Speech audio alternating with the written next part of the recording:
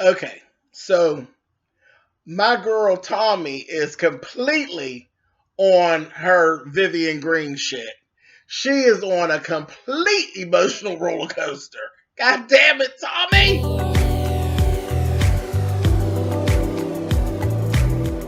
And I'm like, come on through, Cookie. I'm going up on my soapbox. That's basically it. Let's talk about drag and all its forms.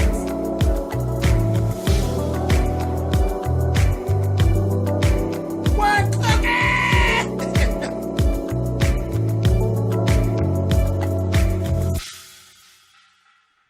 Hey guys, thanks so much for clicking on the video. This is Love and Hip Hop Atlanta, Season 6, Episode 7. Like I said, that Tommy, child, y'all know I love Tommy. Tommy is so goddamn entertaining, and I'm trying to follow along with Tommy. She's trying to do some things, but again, you know, anytime you're trying to do something, you got people who are for you, people that are against you, and then you got people who are actually for you, but they're so in it and so honest that you may misconstrue that they're against you. And that's what's going on with Karen and Tommy. Karen King literally has Tommy's complete best interest at heart and at hand. And Tommy's not really hearing Karen because Karen's saying the shit that Tommy don't want to hear. Tommy got a drinking problem. Tommy doesn't want to accept that she has a drinking problem, and she doesn't want to seek counsel. But Karen's like, look, it is what it is. You can say what you want to say. I know what I see. And if I didn't love you, I wouldn't even fuck with you. I wouldn't even fool with you. But that's okay. We're going to take it however it is that you want to take it, at the steps that you want to take it. But when you fall on your face, bitch, I'm going to be here with a stitch kit to stitch you up because I love you like that, bitch. So I'm like, I am so here for Karen and Tommy's friendship. Her and KK and Tommy's a hot ass mess. But we're going to talk more about Tommy as we go on. But Tommy, child, just TV motherfucking gold, that goddamn Tommy. Anyway, let's talk about Carly Red and her messy ass and Sierra. Carly meets with Sierra and they talk about what's going on. She bringing Carly up to speed. She tells her, you know, how she didn't kick shoot her out the house, and she really wants answers on what has actually gone on. But at the same time, she wants to beat the shit out of Mariah. So Carly told her, well, girl, you know, this is what I do, bitch. Mess. I love the mess. I love it. She told her, what you're going to have to do is you're going to have to be nice. If you want to get answers, you got to be nice. You're going to have to be nice to Mariah and all of that. Get the answers you want and then slap her later. Okay, Grandma Carly, you fucking bitch. So she does all that. And she's like, cool, I'm going to meet up with her. Later on, we actually see that motherfucking Walker. And he's with baby Charlie. Charlie's Tammy's little girl. And he took her skating. And I got a good look at Walker.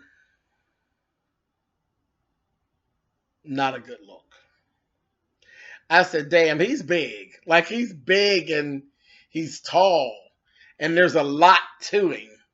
And he's just big and clumsy. And just ain't got no, you know, ain't no je ne sais quoi to him at all. He's just there. Just fat, funky, and chunky. That's Walker. He don't do anything for me. I'm sorry. Anyway. So he's talking to the baby, telling her, you know, yeah, you gotta, I'm not gonna leave you all again. I'm gonna make sure I treat y'all nice and treat y'all right. But I need to have an idea of what mommy would like. Like, what can I buy mommy to make her like me back? Where could I take her to take her on a date and make her happy? And Charlie's like, I don't know. You know, I don't know. So later on, we actually see Charlie, and she's talking with Tammy, and she's telling Tammy, I trust Walker. She's cute. I trust Walker. And you said that I'm like half of you and you're half of me. So that means you got to trust Walker too. And you got to let him take you out, okay? Please go. And she said, I'll think about it. I said, girl, you're going to get sucked in. You're going to get sucked in, and Fat Funky and Chunky going to be on top of you again, bitch. But okay. But you want it. You know, Tammy wants to be back with Walker. She's just trying to play the hard card, you know. He ended up meeting up later on with Miss Deb. And I seen Deb. It was good to see her because we ain't seen Miss Deb after in a while. And it was the best. When Deb came in, she sit at the table and she talked to Walker and she basically told him, Deb don't play no games. You got to make sure that you're not playing, that you're ready to accept what your role is going to be, and don't fuck this girl around no more. And know that if it ain't going to be Tammy, it ain't going to be nobody, because ain't nobody else welcome to come through my motherfucking door but Tammy. So you might as well get the shit, get it right, and get your ass over there and do what you need to do. You're going to have to gain her trust back because you have fucked up so badly over time. And I was like, that's right, Deb. She just, she spit it to him straight shooter. That's that Deb. Now, the thing is, did y'all catch this? Did y'all see Deb in her confessional? Deb looked dead on motherfucking Faith Evans in her confessional. Whoever got you and did your styling for your confessional, Deb, you look fantastic. She really did. She was giving me Faith Evans. And it was giving that, I never knew that. It was giving that look of face. In the skating, that's what it was giving. And the shit was sharp. I said, come on through, Deb. So whoever's doing Deb's styling, they dead on, because they've been putting some fucked up looks on Miss Deb. They'll have her with some motherfucking storm hair, look like she going to do the next X-Men movie and shit. They got the shit right now. Deb looked good. It made her look younger. She looked real youthful and everything. Looked good. Looked like she had lost some weight. Come on, Deb. So I liked it. Let's talk about the damn Tommy. Let's talk about Tommy some more. Tommy, we see Tommy with this old ass man, okay, old ass white man, and he's helping her. She's doing her own Chardonnay, okay. This is the new business that she wants to do. She wants to start her own wine line from the door. KK's coming to meet her so she could do a tasting with her. KK's like, girl, with your drinking problems, I don't know about all this. I don't know how that's going to work out. And again, Tommy don't want to hear that, because it's too much of the truth. And she kind of like went off a little bit, and Karen like, it's cool, and under normal circumstances, I choked that bitch's throat, but it's cool because I done hit a nerve, and that's why she going off like this. This is why she's sitting there crying and shit, because that bitch knows I'm right. So she, got out what she had to get out, told her, what, it is what it is. But don't end up being your best customer, bitch. She said, then all that shit with your mother, just fuck that shit. Reach out to your mom. Fix it. You're at a point where right now you can fix the shit. And I promise you, if you fix it with your mom, you'll feel a whole lot better. It'll make all the rest of this shit a whole lot easier. And you can see her wheels turning a little bit. She's like, all right, and they went on. So I'm like, all right, Tommy. So she's about having this wine taste. And she said, I'm not going to drink as much. Invite my friends in. She invited everybody. Everybody. She had everybody at her event, but we'll talk about that later. Stevie and Joselyn still going at it. They showed Stevie and Joselyn went on in the court. They had a bad day in court because once they got to court, because they had been speaking and everything, and they were being pretty cordial to each other. But once they went into court, Joselyn found out that member Stevie had countersued her, and so she was pissed off. First, Stevie came out. Jocelyn came out. Oh my God, she's huge. She looked like a motherfucking Oompa Loompa. She came out of there. She's huge. Her brother is just as cute as he can be. I hate his name, Kermit. But they showed Jocelyn and Kermit getting the results, and Stevie got the results, and they showed him and, simultaneously. They showed Stevie and his lawyer opening the results of the paternity test and showed Jocelyn and Kermit 99.9%. He's Bonnie's daddy, okay? What is it, Bonnie, Bella Bonnie? Whoever, he's her daddy. And that's that. So on to the next thing. And now his thing is, I got to fix the shit because all of this shit went on beforehand. Now I got to fix it because she's pissed off with me. I'm like, okay, y'all are kind of draining me. Anyway, so we got that going on. Next, there was a performance that Jock actually did, and get down there, and Dam and Tommy were hanging out. Remember, they became friends and they're hanging out a little bit, and they talked about some different things. They talked about Treasure, and they talked and Jock. After he got off stage, they talked about Treasure and that little thing. They talked about Carly a little bit, and at the same time, she was Tommy was making sure she invited them to her wine tasting and all of that. So it was like, okay, cool, no problem, whatever. Then we ran across Mariah and Sierra. They had their little sit down. Baby, that didn't go so well. They're sitting there talking with each other, and basically, Sierra really wasn't ready for the information that was going to be given. You shouldn't ask a question unless you're ready for the answer. Mariah gave her the story. Bitch, she looked at her. Told her, all about how I took him home when he was drunk. You asked me to, and they kept touching on me and feeling on me, and this, that, and the other. And she told her, "You're a motherfucking lie, bitch. My husband wasn't feeling on you, bitch. You built like a 13-year-old little boy. He wasn't feeling on." And Mariah's sitting over there looking ridiculous. She had this blonde hair on. She really looked crazy. I said, where is she going with this yellow mop on her head, honey? It was an old over bleached mop sitting up on her head. I said, girl, you look crazy. And she's talking shit. And you know how a motherfucker will have a purse that just has so much shit in it that they can't hardly lift it up. Now, you know how small Mariah is, right? That motherfucker Sierra lifted that purse up and took that big ass purse and threw it across the table. That purse like to knock all the motherfucking wind out of Mariah.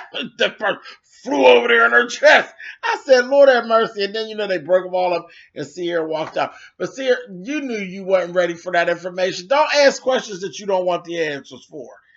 Those are the rules. I didn't make them up. Those are just the rules. That's how it works. Don't be hitting people with that big ass motherfucking satchel you call on a purse. Went on out of there.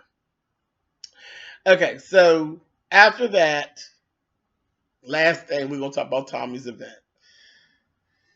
So everybody's there. Even Rashida showed up. All the guys are there.